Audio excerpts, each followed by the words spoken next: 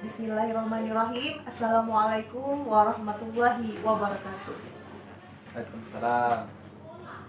Alhamdulillahirabbil alamin. Assalatu wassalamu ala asyrafil anbiya'i wal mursalin wa ala alihi wasahbihi ajmain.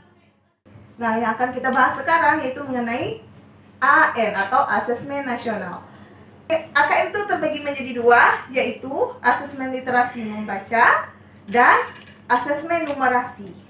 Yang termasuk di dalam literasi membaca, yang pertama itu seperti siswa bisa memahami, kemudian menggunakan, kemudian mengevaluasi dan merefleksi.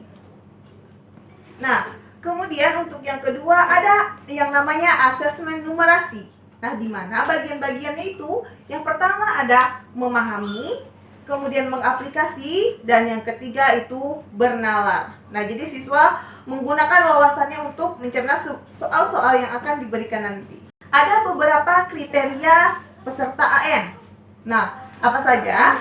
Yang pertama, itu kriterianya itu digunakan untuk seluruh satuan pendidikan. Nah, jadi dari SD, SMP, dan SMA itu sudah menggunakan AN. Nah, jadi kemudian tidak semua murid. Jadi hanya pemilihan beberapa sampel anak. Kalau tingkat SD itu dimulai dari kelas 5 SD. Kalau tingkat SMP dimulai dari kelas 8 dan tingkat SMA itu dimulai dari kelas 11. Setiap peserta mengerjakan tes literasi membaca, tes literasi numerasi, kemudian survei karakter dan survei lingkungan belajar. Beberapa bentuk soal dalam AKM ini. Yang pertama itu ada berbentuk PG atau pilihan ganda. Yang kedua itu berbentuk pilihan ganda kompleks. Yang ketiga ada menjodohkan. Yang keempat ada bentuk isian singkat. Dan yang kelima itu berbentuk uraian. Ada beberapa komponen AKM literasi membaca. Yang pertama itu kontennya.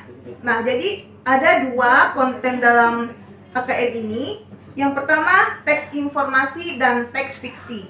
Nah, di mana teks informasi ini bertujuan untuk mendapatkan fakta dan data. Di komponen dari AKM ya. Dalam si konteks ini ada personal, di mana dia berkaitan dengan kepentingan diri secara pribadi. Kemudian sosial budaya berkaitan dengan kepentingan antar individu, budaya, dan isu kemasyarakatan. Dan yang ketiga itu ada saintifik, berkaitan dengan isu, aktivitas, serta fakta ilmiah baik yang telah dilakukan maupun futuristik. Hanya itu yang dapat saya sampaikan. Lebih dan kurang saya mohon maaf. Akhir kata, wabillahi taufik wal hidayah. Assalamualaikum warahmatullahi wabarakatuh. Waalaikumsalam warahmatullahi wabarakatuh.